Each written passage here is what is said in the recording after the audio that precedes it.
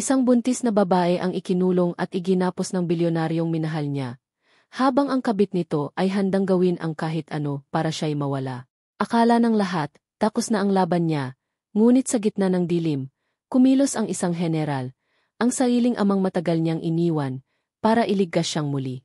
At sa pagdating ng mga sundalo, isang mas malalim na lihim ang sumabog, mas mabigat kaysa sinumang handa pa siyang harapin. Sa gabing puno ng ulap at ambon, kumakabog ang dibdib ni Alira habang pinipilit niyang huminga.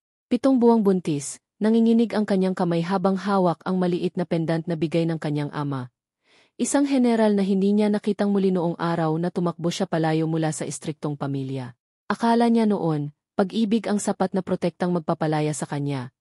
Pero ngayong nakahiga siya sa malamig na sahig, nakagapos ang mga kamay gamit ang mamahaling sinturon na hindi man lang pwedeng mabili ng karaniwang tao, napalunok siya. Dahil ang lalaking pinili niyang mahalin ay siya ring naglagay sa kanya sa impyernong ito.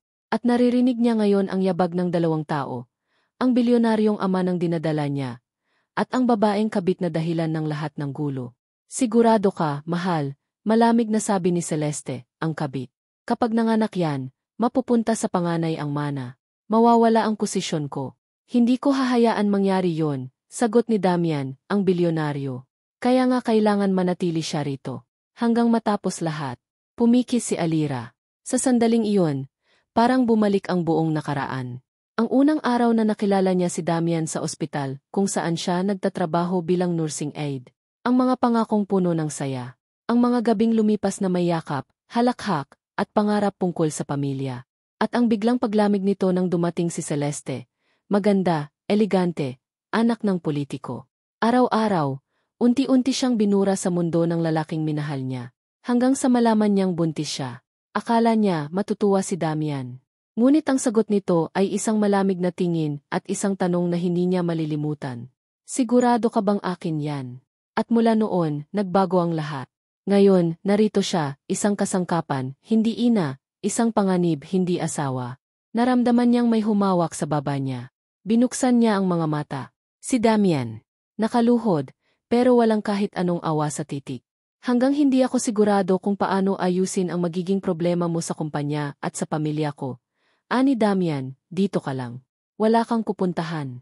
Problema, nangungusap ang boses ni Alira. Anak mo ang dinadala ko. Napangisi si Celeste. Anak na walang silbi. Huwag mo nang ipilit. Napaluha si Alira. Ngunit pinilit niyang tumingin ng diretso. Damian, pakiusa.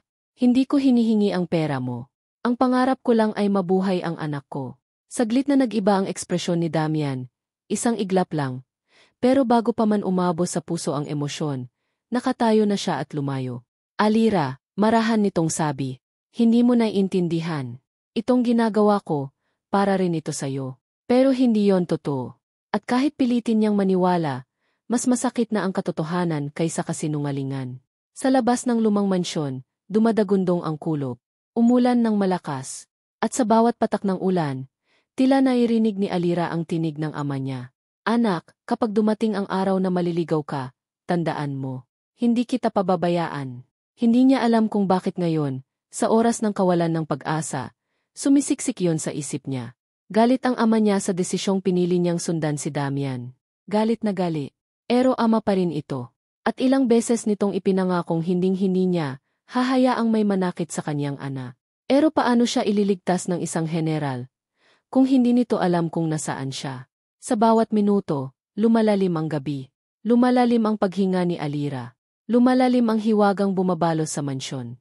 Hanggang sa may marinig siyang tunog. Isang tunog na matagal na niyang hindi narinig. Pagkaluskos. Paggalansing. Parang metal na kumakaskas. At sa dilim, mula sa puwang sa likod ng pader, may sumisilip na pulang ilaw. Hindi yon parte ng bahay. Hindi yon tao sa loob. At hindi yon aksidente. Isa lang ang alam niyang may ganitong kagamitan. Isang rescue infrared scanner. Ginagamit ng militar.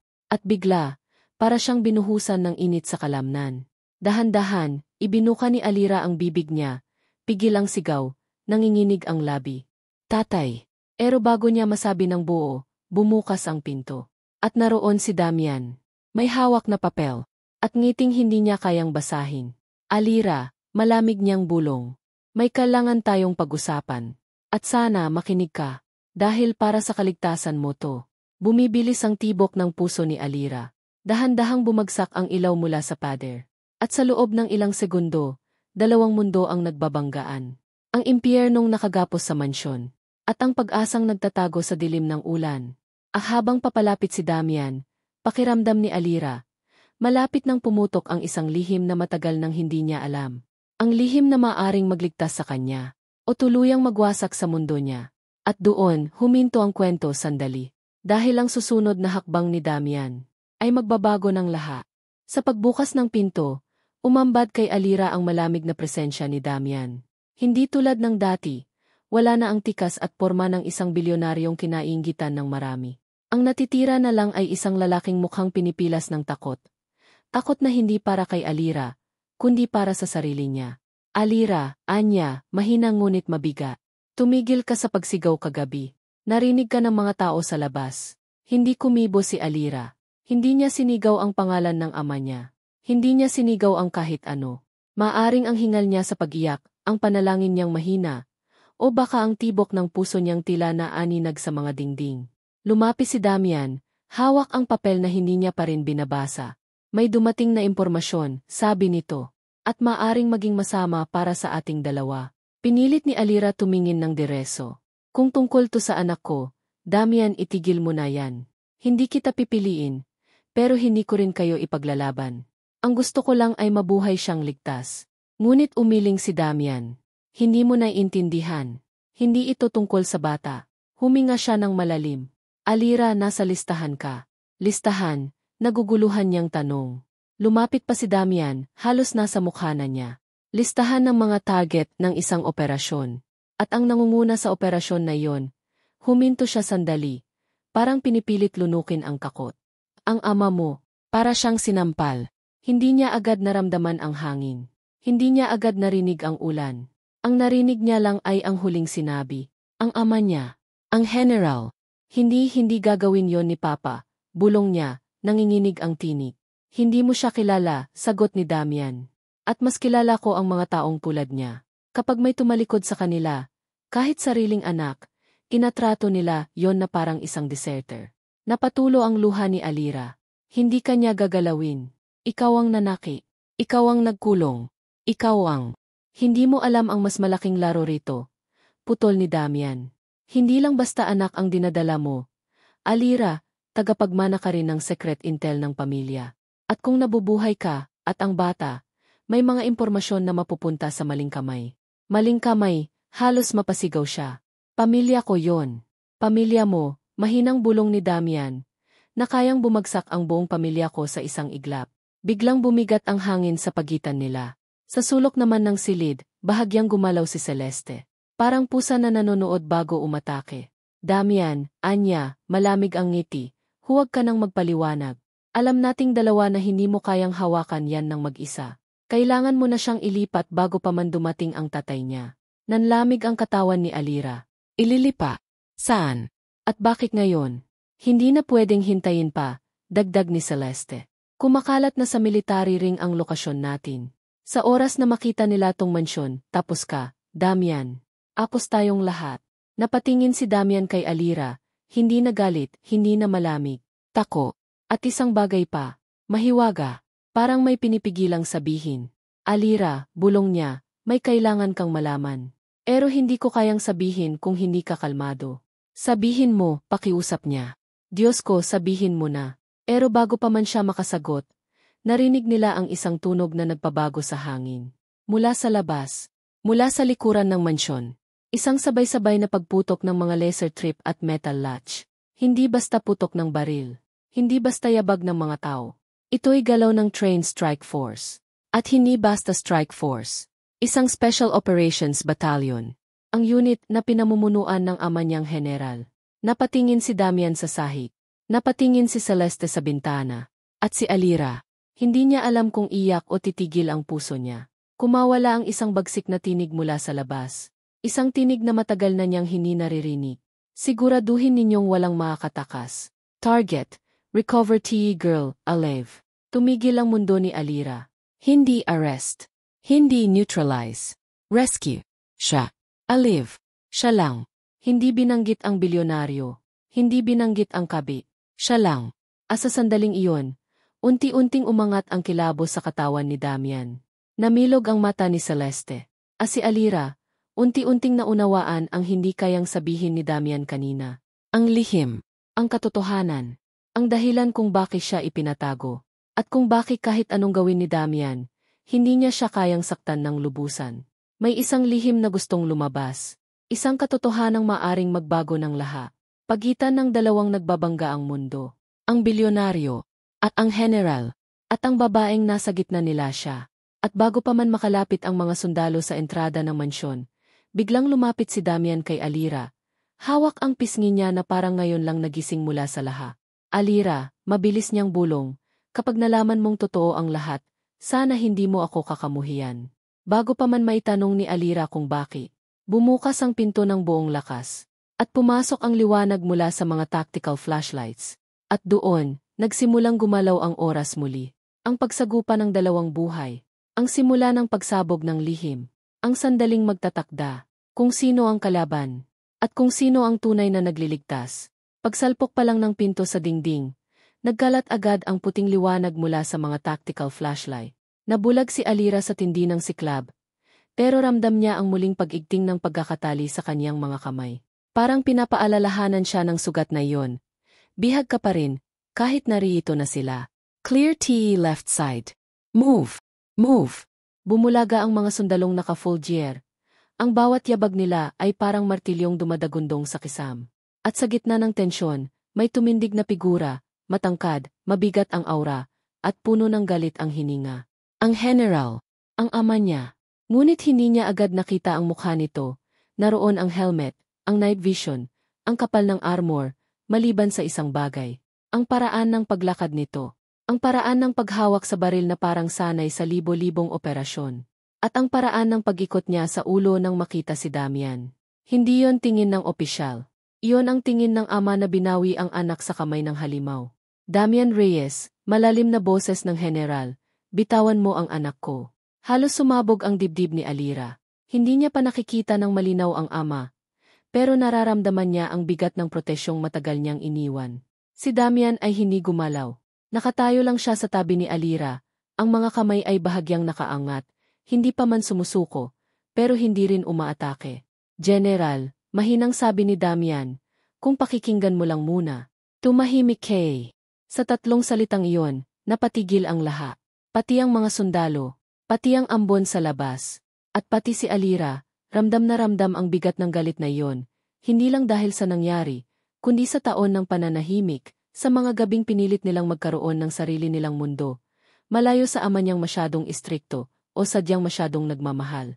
Sir, sabat ng isang sundalo, secured na po ang East Wing. Wala nang ibang tao except yung report na isang babae. Hanapin ang babae, utos ng general. At dalhin dito. Napakurap si Alira. Si Celeste. Hindi siya handa makita kung paano tutugon ang ama sa kabit ng lalaking nanakit sa sariling ana.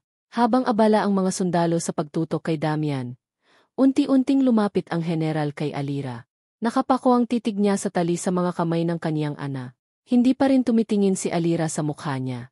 Takot siyang makita ang galit. Takot siyang makita ang awa. Pareho iyong masakit. Pero marahan, halos hindi mapansin, gumalaw ang daliri ng general.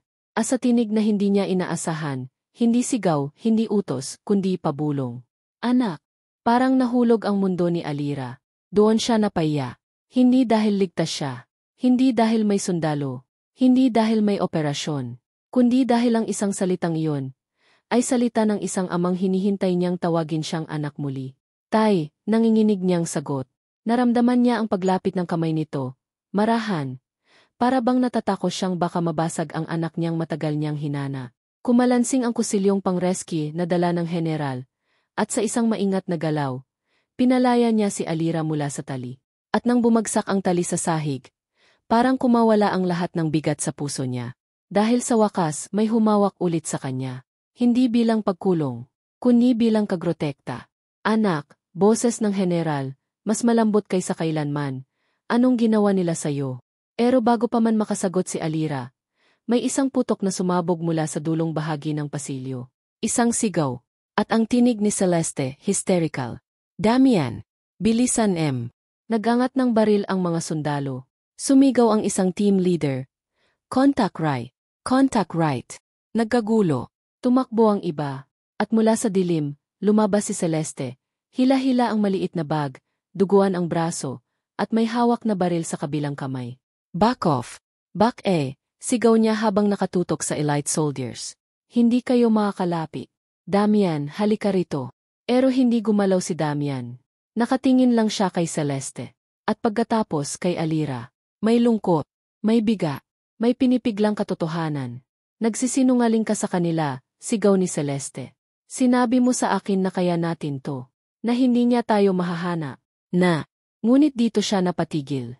Dahil dahan-dahang iniangat ni Damian ang dalawang kamay. Hindi para sumuko, para protektahan si Alira. Celeste, mahinang sabi niya, ilapag mo ang baril. Hindi mo naiintindihan. Hindi mo ako iwan, bulyaw ni Celeste. Hindi mo ako ipapahamak dahil sa babaeng yan. At biglang itinutok ni Celeste ang baril, hindi sa sundalo. Hindi kay Damian, kundi kay Alira. Nag-freeze ang bawat kalamnan ni Damian. Gumalaw ang general, handang saluhin ang anak. At si Alira, hindi nakagalaw. Mahirap lumaban taong walang kaya, bulong ni Celeste. Pero kaya kong alisin ang dahilan ng lahat ng ito. Sa mismong sandaling iyon, sumabog ang isa pang putok mula sa labas. Mas malakas, mas malalim, mas kontrolado, at tumilapon ang baril mula sa kamay ni Celeste, habang napasigaw siya sa saki. Nagtakbuhan ang mga sundalo, pero hindi yon galing sa kanila. Hindi rin galing sa general, at lalong hindi galing kay Damian. Isang figura ang lumitaw sa likod ng sirang bintana. Agot, basang-basa sa ulan, may galos sa mukha, at may hawak na baril na nanginginig pero matatag. At iyon ang nagsindi ng sunod-sunod na hingal mula sa laha. Dahil ang taong iyon ay hindi dapat naroon. Hindi dapat buhay. Hindi dapat nasa laban. At ang tinig niya, mahina pero malinaw, kahit nasa gitna ng putok ng ulan. Layuan mo ang asawa ko. At natigilan si Alira, halos hindi makapagsalita. Dahil ang lalaking iyon, ay ang nobyo niyang iniwan niya 2 taon na ang nakalilipas. Ang lalaking akala niyang nagkaubaya na. Ang lalaking akala niyang nasira na dahil sa kanya. Si Adrian. At ang pagdating niya, ay magbubunyag ng isa pang lihim. Mas masakit, mas mapanganib, mas nakagugula, kaysa sa anumang inihahanda ng ama niya. Naririnig ni Alira ang sariling tibok ng puso. Mabilis, mabigat, parang pinipili humabol sa isang mundong biglang sumabog sa harap niya. Si Adrian, ang taong pinakamasakit niyang iniwan, ang lalaking nagmahal sa kanya ng buo, kahit wala siyang kayamanan, kahit wala siyang pangalan, naroon ngayon, basang-basa sa ulan, sugatan, at nakatutok ang baril kay Celeste. Pero hindi yon ang mas nakakayanig. Ang titig niya ay hindi galit, hindi paghihiganti, hindi paninisi. Uno yon ng pag-aalala, puno ng takot, uno ng pag-ibig na hindi nawala kahit iniwan siya ni Alira para sa isang mas marangyang buhay. Adrian, halos hindi lumabas sa bibig ni Alira ang pangalan. Nilingon siya ni Adrian, isang iglap lang, at doon, nakita niya ang lahat, ang hagulgol, ang mga gabing nawalan siya ng kulog, ang sakit ng pagkawala, ang hindi pagsuko, at ang desisyong iligtas siyang muli, kahit mas karapat-dapat ng kamuhian siya. Hindi ako papayag, bulong ni Adrian, na may mananakit ulit sa'yo. Sa isang iglap, gumalaw ang sundalo ng general, sinunggaban si Celeste, at sinubukang in-neutralize ang sitwasyon. Ngunit bago pa man makalapi ang lahat, sumigaw ang general. Stop! Hindi kayo gagalaw. Tumigil ang buong kwarto. Dahan-dahang humakbang ang general papunta kay Adrian, habang pareho silang nakahawak sa baril. Binata, mahinang sabi ng general, hindi galit, hindi rin mapanghusga. Baba mo na yan. Hindi mo kailangan lumaban. Hindi ikaw ang kalaban dito. Pero hindi bumaba ang baril ni Adrian. Tay, bulong ni Alira, nanginginig. Si Adrian, hindi niya ako sinaktan kahit kailan. Napatingin ang general sa anak niya. At doon, unti-unting nagbago ang ekspresyon niya. May pumasok na unawaan, may paggalang. At higit sa lahat, may pangakong walang salitang kailangan. Ilang segundo ang lumipas bago niya muling hinarap si Adrian. Tinatanggol mo ang anak ko, sabi ng general, mababa pero solid. Iyon ang dahilan kung bakit hindi kita kaaway. At dahan-dahang ibinaba ni Adrian ang baril. Nanginginig ang kamay, pero matatag ang loob. Kasabay noon, bumagsak si Celeste sa sahig. Pumipiglas pero hawak na ng 3 sundalo. Damian! Ulungan mo ako, sigaw niya, habol ang hininga. Akala ko mahal mo ako. Akala ko. Hindi kumibo si Damian. Hindi man lang lumapi. Sa unang pagkakataon, nakita ni Alira ang mukha nito ng walang maskara. Hindi maskara ng yaman, hindi maskara ng kapangyarihan, hindi maskara ng pagkalalaki. Kundi maskara ng taong natalo ng sarili niyang kasakiman. Pagkalapit ni Damian kay Alira, marahan siyang lumuhod. Hindi siya hinawakan. Hindi siya humingi ng tawad. Hindi siya gumawa ng eksena. Umingin lang siya, may mabigat na paghingang halos hindi makaabot sa tunog. Alira, mahinang sabi niya, halos pabulong. Patawad. Hindi sa ginawa ko ngayon, kundi sa sakit na tinago ko sa'yo simula pa noon. Napakunot ang noo ni Alira. Anong ibig mong sabihin? Pumikit si Damian. Hindi ako ang dapat mong kamuhian, bulong niya. Sinunod ko lang ang utos ng taong mas mataas pa sa akin. Sa taong akala mong wala nang pakialam. Tumingin siya kay General. At doon, dahan-dahan, umangat ang isang lihim na mas mabigat kaysa anumang nasabi kanina. Ang tatay mo, sabi ni Damian, ang unang nag-utos na itago kita. Parang sumabog ang katahimikan. Namula ang mata ng General, hindi galit, kundi bigla ang sakit. Parang may bumaril sa kaluluwa niya.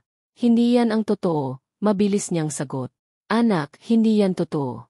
Humagulgol si Alira. Hindi niya alam kung sino ang paniniwalaan. Si Damian na niloko siya. O ang tatay niya, na iniwan siyang mag-isa noon. Tay, umiyak niyang sabi. Totoo ba yan? Huminga ng malalim ang General. Parang muntik ng matangay ng bigat ng tanong. At that time, sabi niya, mabagal pero direso. Maraming bantang hawak ang pamilya natin. Maraming gustong kumuha ng impormasyon na dala mo. Gusto kitang ilayo. Gusto kitang protektahan. Pero bakit hindi ka lumapit, sigaw ni Alira. Bakit hinayaan mong mangyari lahat ng ito? At doon, sa unang pagkakataon, nakita niya ang ama niyang hindi bilang sundalo, kundi bilang sirang tao. Dahil natakot ako, bulong niya. Baka kamuhian mo pa ako.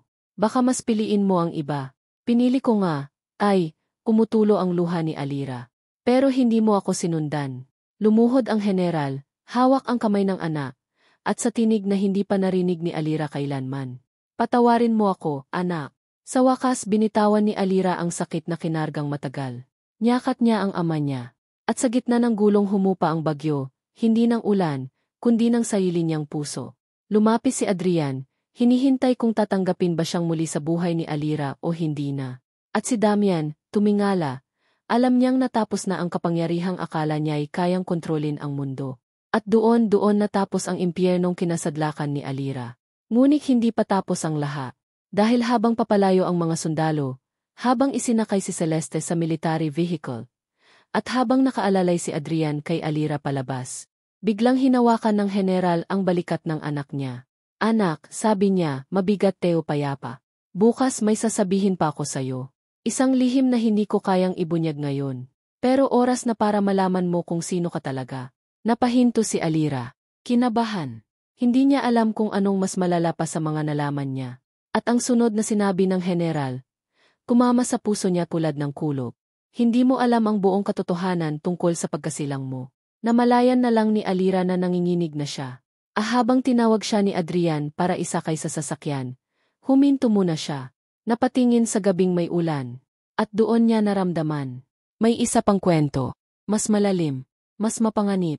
Mas malapit kaysa kanyang akala. At ang katotohanan tungkol sa pinagmulan niya.